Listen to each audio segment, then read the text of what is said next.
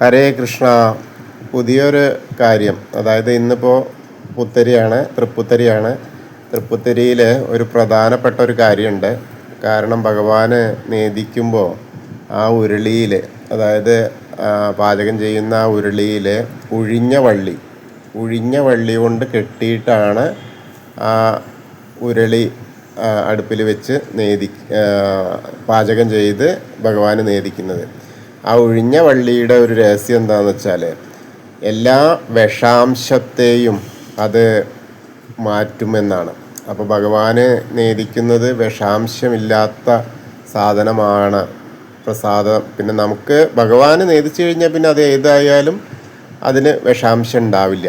അപ്പോൾ എന്താ വെച്ചാൽ പുത്തരിയുടേതാവുമ്പോൾ പുതിയ നെല്ലാണ്, പുതിയ നെല്ല് കൊണ്ട് ഉണ്ടാക്കുന്ന പായസമാണ്. അപ്പോൾ അതിൽ മറ്റ് വിഷാംശങ്ങളൊന്നും ഉണ്ടാവരുത് എന്നുള്ളത് കൊണ്ടാണ് ആ ഒഴിഞ്ഞ വള്ളി ഉരുളിയിൽ ചുറ്റിയിട്ടാണ് ഭഗവാനെ നേദിക്കുന്നത്. ഇന്നത്തെ ഒരു ദിവസം മാത്രമാണ്, അതായത് പുത്തരി പായസം വെക്കുന്ന ദിവസം മാത്രമാണ് ഈ ഒഴിഞ്ഞ വെള്ളി ഉരുളിയിൽ കെട്ടുക.